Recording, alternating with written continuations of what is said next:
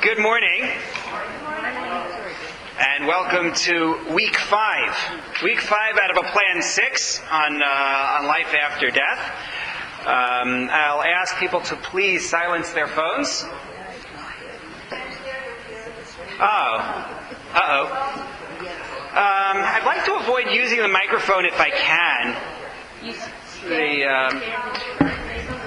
That doesn't make that much of a difference, no. The microphone creates such an odd echo that I like to avoid that if I can. Something like that.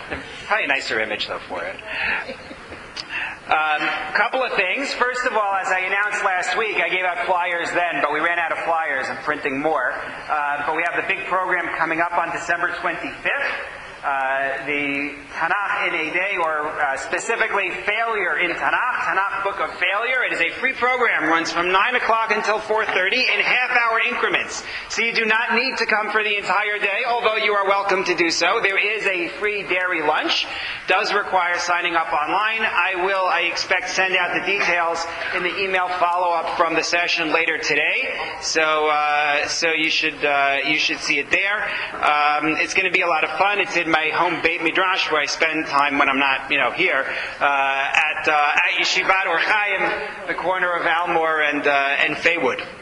I also want to take the opportunity to mention two other things. One, as we draw towards the end of this series. So my next series, God willing, is going to start in February. You get a January break. And we'll have a short series in February. It's called something like Kosher Cops. I don't remember exactly what we called it, but it's about the Jewish ethics of police work. And something very different from the whole life after death discussion. More in terms of ethical dilemmas, issues of use of force, issues of carding, things like that. It should be interesting. I'm hoping it'll be interesting because I have to sit through it. So yeah, that'll be in February. And then, God willing, in March, April, we'll have a series from Rabbi Sammy Bergman. Rabbi Bergman is here today. He's sitting back there very quietly. He is the new sgan, which is to say the sort of deputy head of my Beit Midrash. And he will be giving a class. We haven't actually figured out what the topic is yet, but that'll be Purim Passover time, so it's a good bet that it'll relate to that. And you'll get more information about that, God willing, as the date comes closer. So, at this point, we have gone through logical arguments as well as textual evidence for the existence of life after death in Jewish thought. And then we moved from that to talk about the specifics. So what does life after death look like? And we talked about the fact that all of the descriptions that you find in the biblical text really are very general.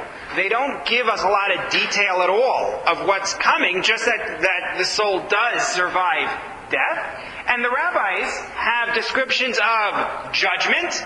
They have descriptions of places of reward, descriptions of places of punishment, and we asked, how did they get that from the biblical text? And we showed they build it on particular verses, but fundamentally, what they're doing is really a function of two strands of evidence. Number one, they build it on logic, which is to say, Judaism teaches about responsibility to follow certain commands and not to transgress in certain ways, and it describes reward and punishment, and we really don't see that play out in this world. It's very hard to see how a person's deeds correspond with whatever happens to them. And so the conclusion is, well, it must be that that's what happens in the next world. There must be a judgment, there must be reward, there must be punishment. That's one strand. And then the other is that there are some biblical texts, as we saw last week, that actually do speak of reward and punishment that is after death, and that's what this builds on. So they come up with, again, based on verses, ideas of, on the one hand, reward, on the other hand, punishment. And in both of them, we noted that there are elements elements of some kind of spiritual component. So the reward being proximity to God, participation in a heavenly study hall, which looks a lot like this with all the Hanukkah decor on the tables. And then in the place of punishment, it's a distancing from God, a karet, a cutting off. And then on the other hand, we said that in terms of of both sides, there is some kind of quasi-physical experience of reward and quasi-physical experience of punishment, which is never made entirely clear, except that we had a description of how in this place of reward, people have homes that are suited for their level, whatever that means. What good is a home if you're just a soul? There must be some kind of enjoyment that comes with that. As well as in the place of punishment, a reference to fire we saw in one Talmudic source, and we explained that this is predicated on the idea which we saw in the Talmud, the story of the two guards, right? The two guards in the orchard. What was the story with the two guards? You remember? Right, one is not able to see and one is not able to walk, right? Which is a really good idea when you hire guards for your orchard. That's really, they went looking for that, and they hire the two of them to guard the orchard, and the two of them get a bright idea, right? One of them says, "I can see the fruit on the trees, but I can't get to them," and the other one says, "Well, I can get to them, but I don't know where them are." So they work together. The one who is not able to see puts the other one on his shoulders and is directed as to how to get to the fruit, and that's how they get the fruit. And when the owner of the orchard comes back and says, "Where's my fruit?" and the blind one says, "I don't know what you're talking about." And the one who can't walk says, "Well, I couldn't have gotten it." So he realizes what happened, and he says, "I'm putting the lame one, the one who can't walk, on the shoulders of the blind one, and I'm going to punish them together. I'll whip them together." And the message is, the body is not able to do anything without the soul. The soul is not able to do anything without the body. The two worked together in this world to accomplish whatever they accomplished for good or otherwise. And therefore, the reward and punishment have to correspond. There have to be elements of both. And we tied that back into what we said in the first week, where we said that the goal, or the second week, we said the goal of life is to learn to put the ethical ahead of the instinctive desire for pleasure. That's what we're supposed to be doing here in this world, is learning to put the ethical imperative, what God has told us is good, to put that pursuit ahead of the pursuit of pleasure. And so if a person says, "That's what I'm going to do," and that's the way they live their lives that way, then God says, "Okay, then the pleasure that you chose to skip in this world, I'm going to make sure you don't miss out. And that's what you will receive on a physical and spiritual level in the next world." And unfortunately, if a person went the other way with it and decided to pursue pleasure instead of the ethical imperative, then that has to be taken care of as well in the next world. That's just a 5-minute condensation of what we've seen. Now we get to some weird stuff. That's a good title, I think. That's better than the title on the source sheet. I should have done that. I thought I was being clever, right, with the alliteration on the top of the source sheet, alternative endings, awareness in the afterlife. I thought that was pretty good, but the truth is I could have just done weird stuff. And that sometimes you get too clever. Because what we're going to talk about today, and those who have been at my Adath Israel classes, we discussed some of this, a year or two ago, maybe 3. What we're going to talk about today are, as I put it, alternative endings. Meaning, we talked about Gan Eden, the Garden of Eden, for pleasure. We talked about Gehinom, right? This idea of a hell-like place, which someone emailed me after the class to ask, is this where the Christians get the idea of purgatory? Because we noted that within Judaism, we're taught that the experience in Gehinom is actually temporary, and there's a rejudgment. And the answer is probably yes. That probably is where they got purgatory. Most of their ideas, if not all of them, are rooted in something that they got from us. So yes, that as well. But now we're going to talk about 2 other possibilities. None of the above, so to speak, called limbo. And I'm associating that with something called the dybbuk. How many people here are familiar with the concept of a dybbuk? Okay, a fair number of people are aware of the Dybbuk. And then the idea that is called Gilgul, or in full, Gilgul Neshamot. In English it is called reincarnation. Thank you, Sarah. Reincarnation.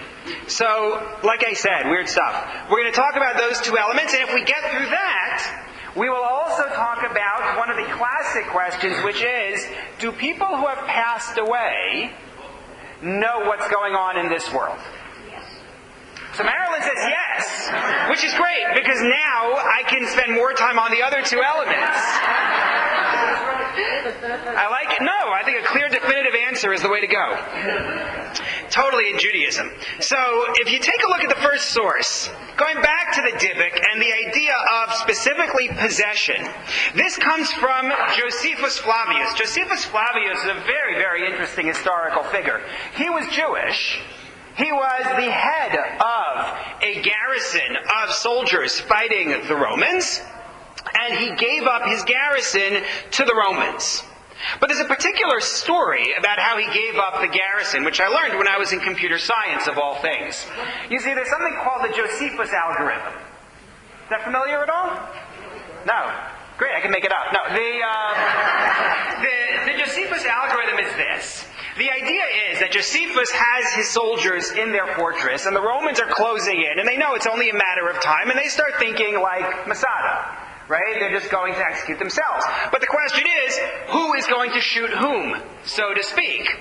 And so what they come up with is a plan. They're all going to sit in a circle, and then each one is going to kill somebody. It's like the next person over to their right, and that's the way they're going to do it until finally the last one left is going to have to kill himself. That's the plan. They execute the plan. And the one left alive is Josephus. And the question that we had in computer programming is, could you come up with a program that would create such an algorithm that would function in such a way that you guarantee that you're the last one alive? Because Josephus does not kill himself.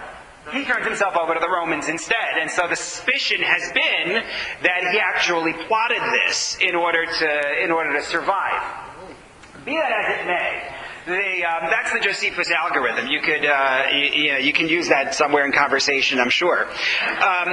Josephus joins the Romans and writes a history of the Jews intended to try to curry favor with the Romans. So he's going to omit anything that makes it look like Jews are trouble.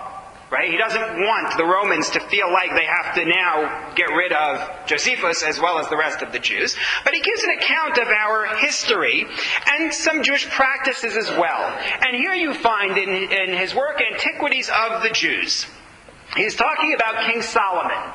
And he says, God also enabled him, meaning Solomon, to learn that skill which expels demons, which is a science useful and sanative to men. Sanative, like healthy, I guess. He composed such incantations also by which distempers are alleviated. And he left behind him the manner of using exorcisms, by which they drive away demons that they never return. And this method of cure is of great force unto this day. I have seen a certain man of my own country, whose name was Eleazar, releasing people that were demoniacal in the presence of Vespasian, the Roman emperor, and his sons, and his captains, and the whole multitude of his soldiers. So, Josephus says that in the time of King Solomon, they are exorcising people. Now, Solomon is credited in classic sources with serious mystical knowledge. The Talmud discusses that. But the question I think that you have to ask is this a Jewish thing? Is Josephus actually recording a Jewish tradition? Because exorcism, the idea that somebody might be possessed, not by a demon. The demons are a whole other story. That's not a life after death class. That's a something else class.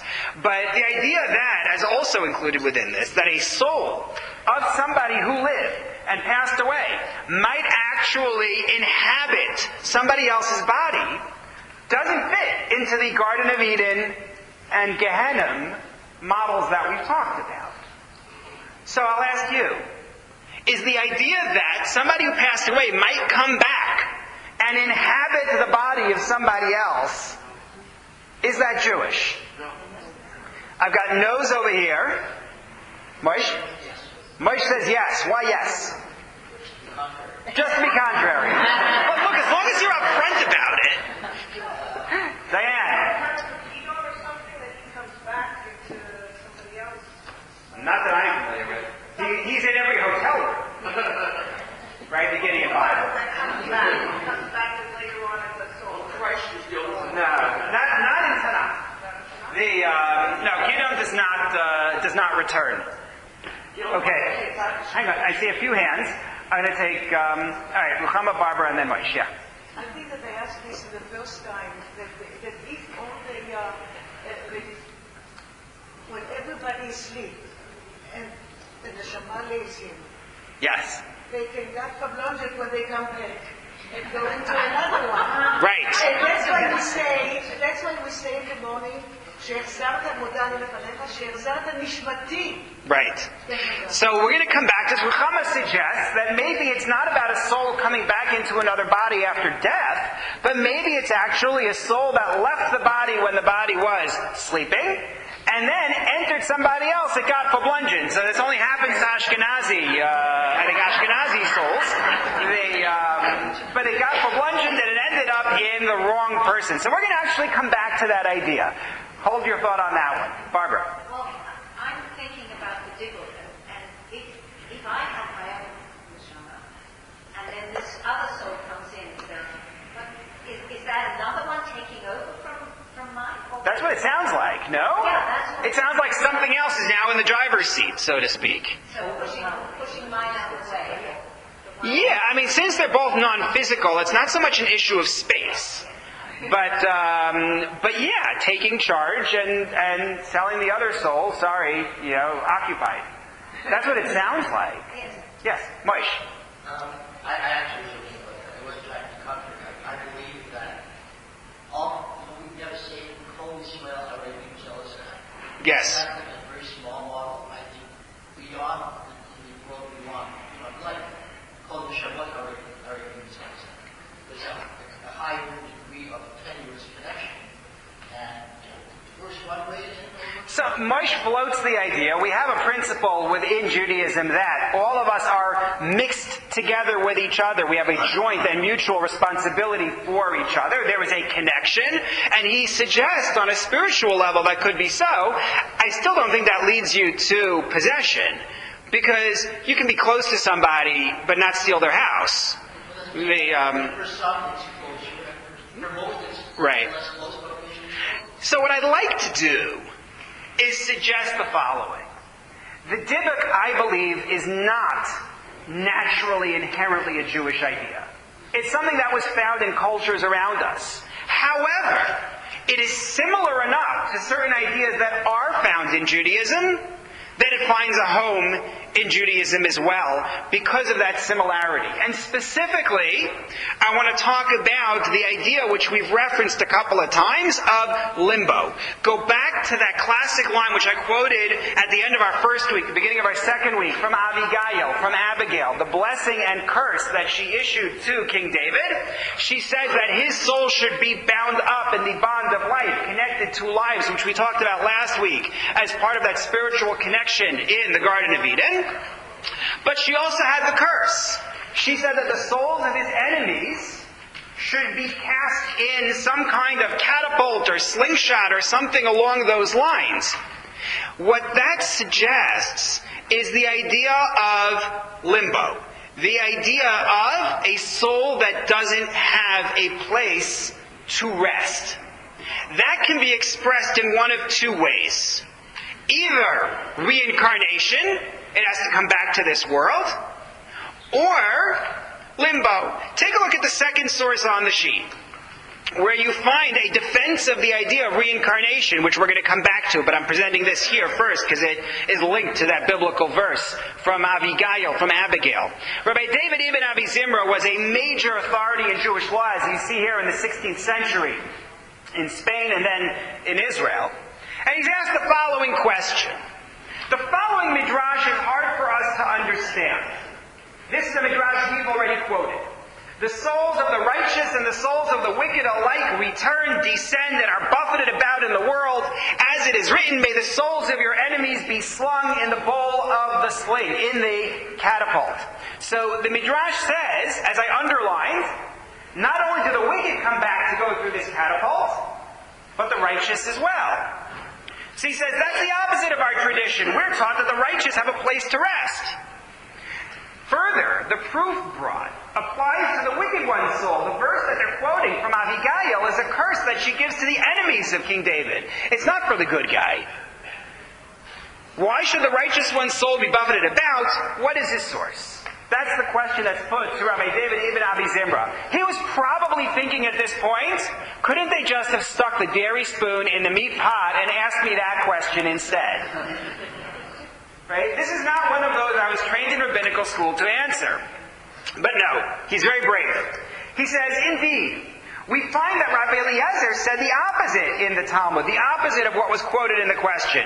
He says, the souls of the righteous, we've seen this source as well, are stored under the divine throne, as it is written, may my master's soul be bound in the bond of life, and the souls of the wicked are buffeted below, as it is written, may the souls of your enemies, and so on. He says, the truth of the matter is, you're right. What I've learned is that the righteous are in the Garden of Eden, and the wicked may have to go through the whole, roller coaster. However, know that there are righteous people who receive as do the wicked in this matter, such as those who stumbled in a sin which mandates reincarnation until they fulfill the divine will according to his justice. And he quotes you a verse from Samuel. He, God, devises plans lest anyone be pushed away. Thus that midrash said, the souls of the righteous which need this and the souls of the wicked return, descend, are buffeted about in the world, ... In other words, he says, when the Talmud describes limbo, when Abigail talks about a catapult, they're talking about reincarnation.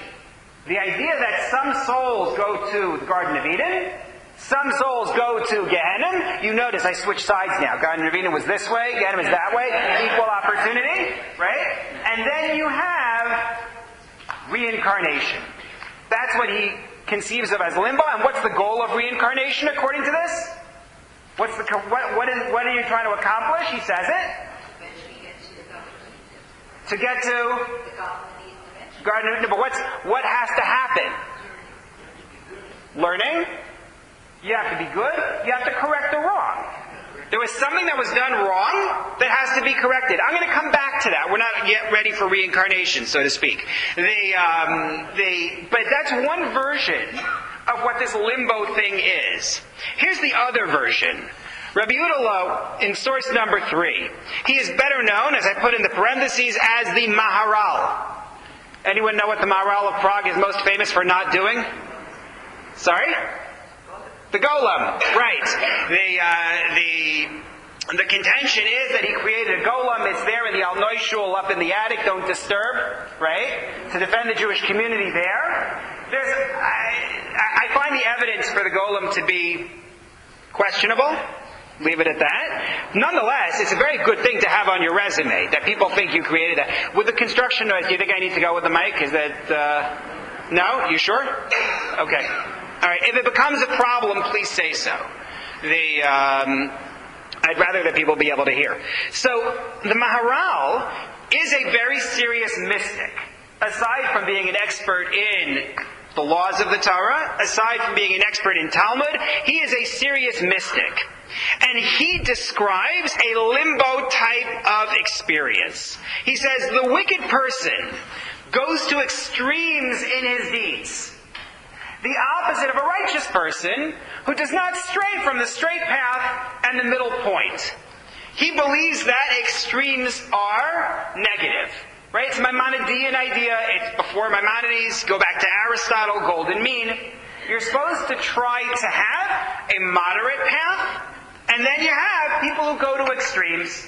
And he says, because of that, because the wicked person goes to extremes, a malach is a servant of God, angel, whatever term you want to use, stands at one end of the world, and another one at the other end. Just as he, the wicked person, notice he's always a male, went from one extreme to the other. There are two extremes. So he has no rest.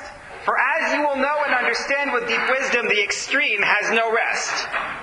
Therefore, the malach who stands at one end does not accept him, for he is associated with the extreme, and so he slings him to the second extreme. Quite the experience. A cosmic or celestial game of ping pong, basically, in which you learn your lesson for having gone to extremes in this world. You like extremes. I'll show you extremes, and then that's what they have to experience, is some kind of limbo. They do not have a place of comfort. They do not have a place to rest, but instead they go back and forth and back and forth. Are we clear on that? I mean, as clear as you're going to get about something that's so difficult to understand. So, that I think... Yes, Jack. Jack? Is this supposed to be for eternity, or is there a finite period? You know, it doesn't say. Question's a good question. Is this eternal, or is this finite? My guess would be finite. My reasons for saying finite are, number one, because we talked about last week the idea of periodic judgment of those who have passed away. And it's possible that they go through this for a period, and then you've learned your lesson, purified, and then move on. Number two, though, because you'd have all sorts of issues of space junk and collisions if there were too many of them. Like, you have to clear out the space. That's a joke. But I know. I think like the description of the Garden of Eden, like the description of Gehinnom, it's also something that is a temporary experience. That would be my assumption. Ricky, and then Eddie. Yeah. Could he be writing this as another Musar to frighten people to more than what you have and writing stuff and all of that? Or is he actually saying what things happen? That's a good question. Ricky asks the question, is this just an attempt to frighten people and get them to do what they're supposed to do? Or does he really think this is where things are going? The truth of the matter is that there were works written historically that were intended to take, so to speak, the worst case scenario and describe the worst things in order to get people to go straight, in order to get people to stick to what they're supposed to do. However, I don't think that's the case here, because he's doing it as a basic explanation of that passage in the Talmud that talks about the souls being slung, which comes from Abigail's verse. So this is very textually linked, and that's why I think that it's actually meant on a as literal a level as something this could be understood. Eti. I'm not quite clear. The ones that are being slung, are they the ones that are going to inhabit somebody else reincarnate? The ones that go to heaven stay there and that's it. So that is exactly where I'm going with this. So thank you. Keeping me on track. I think that this concept of limbo, I had asked for permission a couple of weeks ago for someone to take a picture or two, so Rabbi Bergman is going to take care of that. Please don't look like you're learning any more than you were a minute ago. Okay. So, what I would like to suggest is that the idea of a dibuk finds its home within Judaism because of this idea of limbo, of being unrooted, that is found classically. Meaning the Talmud does not mention anything about somebody's soul coming back to inhabit somebody else's body. You can look high and low. You ain't going to find it. It's not there. But there was an idea in the ancient world, and I brought you in source number 4, a piece related to ancient Egypt. I'm not going to read it out loud here. You can see it later. We have enough Jewish stuff to learn. But in ancient Egypt, they're talking about possession already. And Jews come to recognize it at some point. The word dibuk itself is drawn from the Hebrew. I gave it to you in source number 5. The Hebrew letters, Daled, Bet, Kuf, Davek, means what? To stick, right? In kindergarten, they gave us Devek, right? Was the word for paste. It's something that sticks. That's what a dibuk is. So, what Jews did is to take this idea and see it in the context of this idea that not everybody goes to the Garden of Eden, not everybody goes to Gehenna. Some people are in limbo, and maybe in limbo they go looking for a place to be, and they find somebody's body. You follow? That's the idea, I think. And lest one think it stays on the fringe, it doesn't stay on the fringe. Take a look, please, at source number 6. Rabbi Yaakov Chaim Sofer. He's a rabbi in Baghdad, the end of the 19th century, early 20th century. And he was discussing a set of blessings that are recited in the morning, including a blessing in which a Jew thanks God for making them a Jew or not making them a non-Jew. That's a whole discussion in its own right, not for right now. There's a blessing also for not having been made a slave. And yes, there's a blessing that males recite of, thank you for making me a male. And women say, thank you, God, for making me according to your will, meaning you got it right with me. There's a whole other discussion that I would love to have at some point, but it's not going to fit into this session right now, about what's behind that. There's a lot of surprising history that intertwines with early Christianity, which is just fascinating. So we'll have to do it at some point. But take a look at source number 6, where Rabbi Sofer says, you know why you say those blessings in the morning? It's a little odd, right? Every morning I'm going to thank God once again for making me this and not making me that. He says no. And this goes back to what Ruchama was talking about. It is also possible to explain that during one's lifetime one might become pregnant, so to speak, with one of these. You might gain one of these other souls. Each night one's soul gives an accounting before its Creator and is judged for its deeds. Sometimes they will give it another soul in what's called Sod HaIbur, the secret of pregnancy. Meaning, pregnancy is an odd term, isn't it? But that's the idea. He says you're making this blessing to thank God for putting you back into you and not giving you a passenger. Or making you a passenger, I suppose. Going back to Barbara's question about who's in control at this stage. So, my point in quoting this is not to say that that's the source for making these blessings.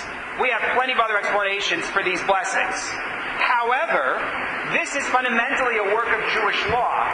And he's very comfortable bringing the idea of a dibbuk in a Sephardi land, by the way, in Baghdad, where they wouldn't have called it a dibbuk at all. Right? That they're not Yiddish speakers. But talking about that as part of a person's experience. Sorry, he called it pregnancy, ibur. Right? That's the term that he's using. So what I'm suggesting again, just to make sure this is clear, is the dibbuk idea is not found, as far as I can tell, anywhere in Tanakh scripture. Anywhere in the Talmud. It is an idea that Jews encounter, and it can be seen as consistent with the idea of a posthumous limbo experience. The soul is wandering, it hasn't gone to the Garden of Eden, it hasn't ended up in Gehenna, it's in this catapult, and maybe at some point it's stuck into a body. It's an odd idea, to say the least. I don't think that one needs to accept this as part of Judaism. That brings us to, Okay, so I keep having two ideas go through my mind. One is the concept of deja vu. Yes. And the other one is of schizophrenia. Oh boy. So two ideas were mentioned. One, the idea of deja vu, and the other, the idea of schizophrenia. So I'm going to stay away from the second one. In all seriousness, I'm going to stay away from the second one. It needs a longer treatment and a longer discussion that I could reasonably give it here, and it's too serious a topic for me to do lightly. The deja vu one, though, is going to feed into where we're going next. So that'll be a deja vu about deja vu, very meta. Because now we move into the second alternative ending, which is reincarnation. Now, again, I want to distinguish, as I did last week, between reincarnation and Tchiyat HaMeitim, the resurrection of the dead. It is a fundamental Jewish belief and we'll talk about it, God willing, next week, that at some future date, in a messianic time, the dead come back to this world, and there is this thing called Tchiyat HaMeitim, the resurrection of the dead. It is predicted in the book of Daniel, it is predicted in the book of Isaiah. We will talk about that. What we're talking about now, though, is not that. What we're talking about in reincarnation is the idea of transmigration of souls between people and even between species. So that a person dies, and then they come back in a new life, maybe as a person, maybe as a fish. I'm not kidding. When I was learning in yeshiva in Israel, there was a fellow who was in yeshiva with me, who every time he saw a dog bark, would say, Machul lach. My Hebrew speakers, what does Machul lach mean? You are forgiven. With the idea being that a person who spoke harmfully about others, a person who speaks Lashon Hara, would have to come back again as a barking dog. That's the punishment for what they did wrong in this world. So he was very forgiving. If you're ever sitting and studying and learning and there's a fly buzzing around, so it's there in order to learn. That's sort of an idea. Yes? I also heard that after eating fish, one should drink wine because the souls of tzaddikim are reincarnated into fish and you don't know who you're eating. Oh boy! And so the wine serves what purpose exactly? How did the wine fit into that one? So the idea of drinking between fish and meat, as I understand it, is a very different idea. The Talmud talks about it being understood as a health hazard to cook fish and meat together. It was considered to be dangerous, and in order to make sure that no one would cook them together, they separate them out at the meal, so that after fish, you clean your mouth out. You eat some bread, some starch to clean out your mouth. You take a drink. It does not need to be schnapps. It can be water just as much, and then you move on with your meal. But no, I never heard anything about it having to do with the souls of the righteous being in the fish. But we're going to talk about the fish. If you jump to number 7, you'll see it. We're not quite there yet because I saw 2 hands. There was a hand in that area? Yes? I'm sure others are giving me for the past. Yes. And because what I learned, because the soul is probably coming back in that way. Okay, so we are going to come back to that, so hold on to that thought. But if you want to look ahead, you will find the number 8. That's going to lead us there. So just hang on to that thought. Marlene.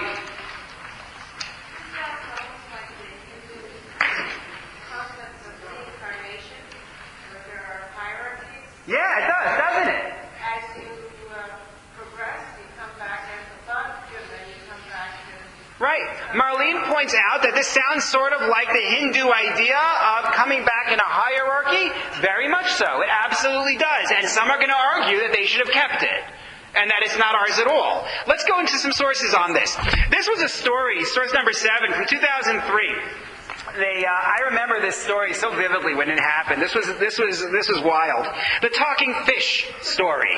They made all around. This is an article from the New York Times about it.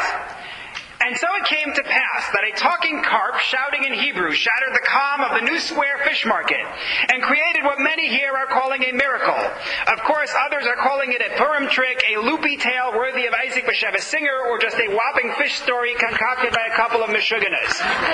This article is written by Corey Kilgannon. I don't know how many times he used the term Meshuggahs in his life before Corey Kilgannon wrote this story. But I brought you a piece of it here. You can find the whole thing online if you like, but basically the story goes that there was a non-Jewish fellow who was working in the fish market, and the fish that he was about to cut started speaking to him in Hebrew, and he calls over the Jewish manager of the fish store, and he says to the manager, "Sarich shmirah, you have to protect yourself. Hasof ba, the end is coming." And then it goes on, as the story goes, that he says, Sarich Tikkun, he needs to be fixed, he needs something to be corrected about himself, and they should kill him and serve him at Shalosh Hodos. On Shabbos, and that way, that will be his Tikkun, that will be his repair. It's a bizarre story. No, I don't think that this was anything other than a prank. the question is this a Jewish idea? The idea that a soul could come back. The word in Hebrew for it, I used it before, is gilgul. What's the origin? What's the etymology of the word gilgul? To roll. Right? To roll around and around. Galgal is a wheel. The term gilgul is rolling, kind of like the minutes on a month-to-month plan, right? So that would be this gilgul. It's a very popular idea nowadays. People really like this idea, the idea of coming back again and again. I think it provides people with hope. It provides people with a belief that, there's still another opportunity. But the question is this a Jewish idea, or, as Marlene said, a Hindu idea that has somehow been grafted into Judaism? What would you say? How many, just a quick show of hands, without explanations, how many people think that, and I want to judge you for it, that Gilgul is a Jewish idea? We got a couple of hands. That it's a non-Jewish idea. Definitely some more. On the fence. Okay, we got a bunch of on the fences as well. So, this is good. It means we have something to learn if we have that kind of a variety of views. There is nothing explicit in Tanakh, in biblical text, about it, although there are verses that people will interpret to refer to it, as we're going to see. It's not so surprising that it wouldn't appear in Tanakh, and that it wouldn't appear in the Talmud either, for that matter, because when you think about it, this is something that is mystical, and the mystical tends to stay out of the mainstream. But it's odd to see no reference. The term Gilgul shows up in 3 different Talmudic contexts. None of them have to do with reincarnation. They're about completely different things. They happen to use the word rolling, that's it. But the supporters of this idea say, wait a minute, we have biblical verses that can be read as leading in the direction of reincarnation. And the very first one on the list is indeed the one that's related to naming. It goes back to a mitzvah called Yibum. The Torah has a mitzvah which actually describes something done in general culture before the giving of the Torah. If a woman's husband passed away and there were no children, then the woman would have the opportunity to marry, in pre-biblical times, another male within the family, and then the Torah frames it as the brother of the deceased.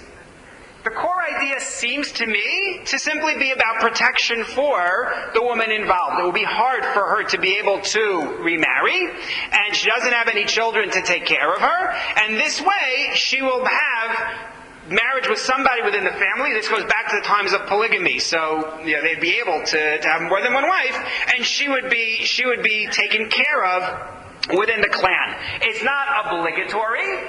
She can refuse. He can refuse. There's a rite called chalitza that is performed to break the bond between the two of them. But that's the law in the books. That she would marry her brother-in-law, I should say. So take a look at source number 8, which comes from the biblical description of this practice. The firstborn child to whom she will give birth will stand on the name of the deceased brother. In the Hebrew, Yakum al Shem Achiv Hamet. Will stand on the name of the deceased brother. And his name will not be erased from Israel. Now, the literal read of that sentence, will stand on the name of the deceased, is that it's about the estate. Meaning, the deceased brother had assets. Those assets will go along with the widow to whoever marries the widow. He takes the place of the deceased. But look at this mystical text in number 9, in the Zohar. Right? We talked about the Zohar last year when we had our class on Kabbalah. The son is, the italics are mine, the son is the deceased man whose soul has returned to this world. Meaning, the son, the brother is the one who's taking over the estate, we mentioned that, but the son is going to be called in the name of the deceased. The son actually is a reincarnation of his mother's first husband. What is this based on? Is it based on a pasuk or anything? So that's what we have to ask, is what is this coming from? Remember, mystical tradition does not require logic, and does not require proof. Mystical tradition, by definition, doesn't need to answer to anybody. It says, this is what is so, God revealed it to us, and if you don't like it, too bad. That's the way mystics live with this sort of thing. However, we're going to come back to why it ends up becoming accepted within Judaism.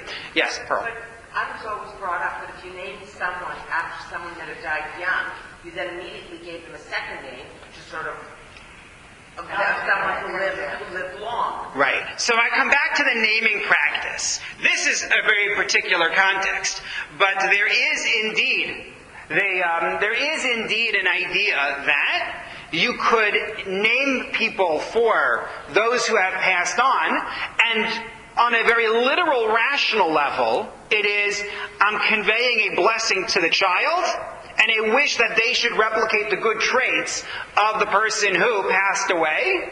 However, yes, on a mystical level, there may be some kind of an association with their soul, the soul of the deceased, coming back. I should note that it's Ashkenazim who are hung up on naming for those who have passed away. Sephardim have no problem naming for the living, and that's the norm. Is naming for those who are still alive. For them, it's not a reincarnation thing, unless you want to go back to possession now, and maybe now you're grafting in the soul, whatever. But the idea that when you name for somebody, you're bringing back the soul is not necessarily. Doesn't necessarily need to be the way that naming for somebody is understood. It doesn't have to be understood as this kind of reincarnative practice, and it's often understood on a very simple level as you're blessing them to be like the person who passed away. And yes, there is the idea as well, as Pearl noted, if the person who you're naming for was someone who passed away under tragic circumstances, there's an idea of not giving exactly the same name. This is also true. But that's one verse that gets quoted to support the idea of reincarnation. The idea that this child born from Yibum is now somehow a reincarnation of the deceased. I'm looking and seeing the time, and that's why I'm going to shut down a little bit some of the questions at this point, so we can get through the material here. If you take a look at source number 10, there's another verse that gets quoted for this. The blessings that Moses gives to the tribes before he passes away. He says of the tribe of Reuven, Yechi Reuven v'al yamot. May Reuven live and not die. Which is a very odd turn of phrase. Normally, the two are mutually exclusive, right? May Reuven live. And go on. What is live and not die? So the reincarnation argument is, what he means is, he shouldn't have to come back to this world. May he live in the next world and not have to die a second time.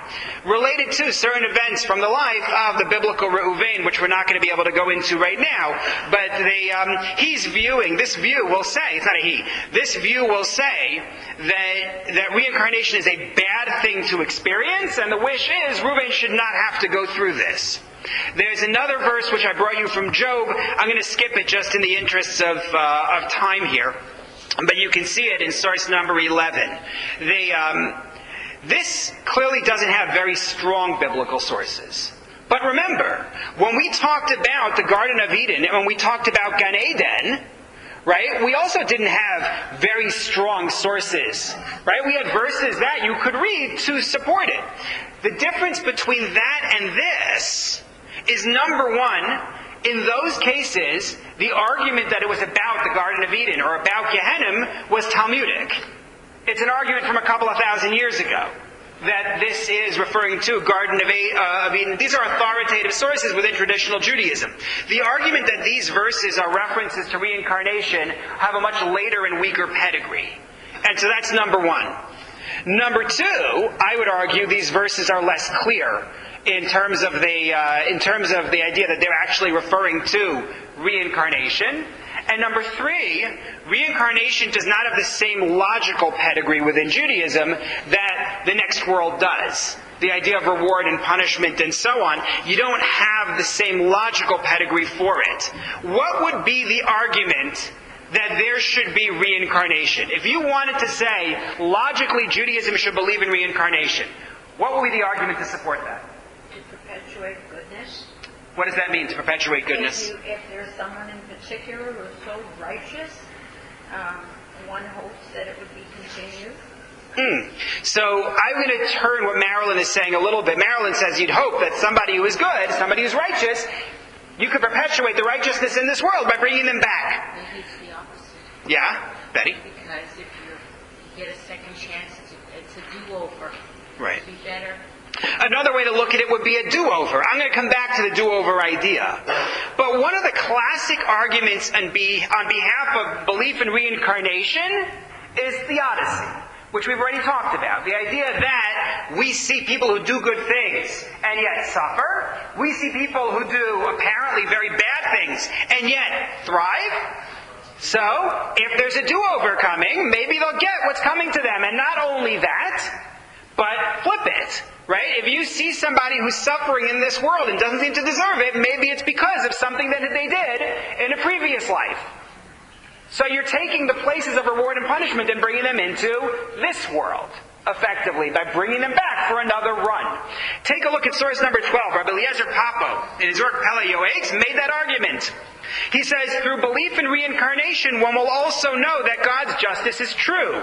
God's deeds are perfect, for all His ways are just. One will not complain about God's actions as some fools do when they suffer, he says. He says, don't worry about it. Either it's because of something from the past, or it'll be reflected in something going forward. But it's a neat way, perhaps too neat way, to account for divine justice. That's Rabbi Papo's contention. It's not only his contention. Rabbi Saadia Gaon was, it may be said, the leading authority in the Jewish world in the end of the 9th century, beginning of the 10th century common era. He was a giant in many different ways. And he took on this idea of Gilgul, of reincarnation, and said, quite scornfully, frankly, this is not a Jewish idea at all.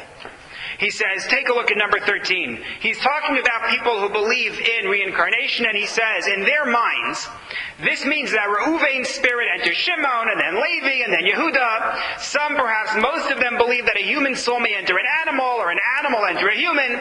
The types of foolishness and confusion are legion. He was not a fan. He believed that you don't need this in order to solve the problems of faith. And he touched on the deja vu point as well. Meaning he went through a whole bunch of reasons why people believe in reincarnation. So he said people will observe that they see either a baby or they'll see an animal and it seems to exhibit traits that they remember from somebody who passed away. And therefore they will say, oh, it's this person coming back. He's not a fan. He points out that human beings look for patterns and we tend to see things where we wish to see them. And I think the deja vu piece of it may come into that. There's more science behind deja vu in terms of neural connections. But he's not convinced by any of that, and he thinks that it's not actually ours. Another argument on behalf of deja vu is simply the why not argument. If God could bring me into this world once, He could bring me back a second time. Or a third, or a fourth, or however many times. It's the why not argument. To which the response is, yeah, but why do it? Just because you can?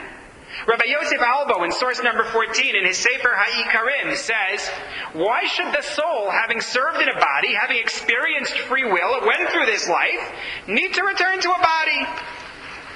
Let it do it once, and be done with it. So you find arguments on behalf. You find attempts to anchor it in biblical text. You find logical arguments of it accounts for reward and punishment. And then you find the opposition that says, yeah, but you don't need to resort to this, and it doesn't have the pedigree in Judaism that other ideas have. So you're at a stalemate. But what I find more interesting in this issue of Gilgul is not so much the question of, is it Jewish or is it not Jewish, as why one would come back. Two different schools of thought. Betty mentioned one school of thought. Maybe somebody did something wrong in the previous life. However, there are two ways that you can take that. Take a look, please, at source number 15. Rabbi Eliezer Papa, we've already established, as a believer in reincarnation. And he says, the suffering of reincarnation is worse than death, worse than all the punishments of Gehenna, as the soul is reincarnated through the hierarchy of silent, growing, living, and speaking. This is a hierarchy of all that exists in our world. The lowest level is the domem, which is the mineral level, the silent, it doesn't speak. Then you have tzomeach, which is the plant kingdom that grows. Then you have chai, which is the animal kingdom. It's the living, so to speak. Beyond growing, it moves around. And then medaber, speaking, is the human being. They are one who can communicate abstract thought through language. That's your basic hierarchy. And what Rabbi Papo contends is that that's what human beings actually go through. And it's a painful experience, he says. You don't want to be reincarnated, he says. He says reincarnation is a bad thing to have to go through. By the way, there's another biblical verse that this is based on. I didn't bring it on the sheet. It's based on a nuance in Hebrew. When God creates human beings, we actually read the verse the first week, he says they will rule over the fish, the birds of the heavens and the animals. The Hebrew is v'yirdu b'digat hayam u'v'of hashamayim u'v'chol hachaya haromeset al haaretz. They are going to rule over v'yirdu, all of these things. But with a shift of a vowel, v'yirdu becomes v'yerdu. They will descend. They will descend among the birds of the heavens and the fish of the sea and the animals. That's another one that gets quoted as support for reincarnation. But going back to where we were, one argument is that reincarnation is about punishing a flaw. But there's a second argument. And the second argument is that reincarnation is actually about having opportunities to perfect our accomplishments. It feeds into it's the idea that, essentially, God gives us a whole range of mitzvot. It's really hard to fulfill all of them in this world. Someone pointed out to me after class, I think last week or the week before, it's actually physically impossible to fulfill all of them in this world, right? Because some of them require that you be a Kohen, a priest, right? Some of them require that you be a king. Some of them require men, some of them require women. Within this idea, the soul will come back in different forms and have to live through all of these different experiences in order to perfect itself. Oh, that's hard. But take a look at source number 16. Source number 16 is part of this. It answers a question which I've heard asked at least twice so far in this series, which is, if you believe in reincarnation, then in the ultimate resurrection of the dead, Tchiyat HaMeitim, which I mentioned before, which body comes back? Who are you married to? How does that work? And the Zohar explains that there are different parts of the soul. And different parts are perfected in different bodies. And his argument is, the last body in which the soul was planted and in which it grew successfully and developed good roots will rise up at that time. When you complete the task, that's your body. Now, we have to talk about that more next week when we talk about Tchiyat HaMeitim, the resurrection of the dead. Right now, our look at this is incomplete. But I'm going to use our last minute and 35 seconds to do a review as opposed to taking new questions. I'm still here afterwards for questions. We didn't get to the question of whether the dead are aware of this world. That's going to have to fit into next week's topic somehow. But what we've said is this. Aside from our review, we said the idea of exorcism, that a soul could inhabit somebody else's body, leaving aside demons, but a soul could actually come back and inhabit someone's body. Josephus seems to think that this is a Jewish thing going back to King Solomon. This notion, the problem is it's not in biblical text, and it doesn't seem to be in classic rabbinic text either. It's not found in the Talmud. What we do have is a notion of limbo, though. Not in the Garden of Eden, not in Gehenna, but instead being catapulted, not having a place to rest. And the suggestion is that perhaps that resonates with people as a Dibbuk idea. Maybe the soul finds a body and jumps into it, and that that would be a possession type of a scenario. And even though this isn't found classically, you find it make it into serious rabbinic texts in a more modern time, like the text I brought you about the blessings in the morning, thanking God for not putting a different soul into me. Second, we talked about this idea of reincarnation, whether people into a new body, a new human life, or whether people becoming animals, coming back in an animal form. And we said again, you don't find a clear biblical source for this idea. It's just not there. You do find verses that can be sort of, in a way, read that way. But we said that the logic behind it doesn't require reincarnation. The logic behind it of, let's solve the problem of human beings suffering in ways they don't seem to deserve, or receiving benefits they don't seem to deserve, doesn't require a reincarnation idea.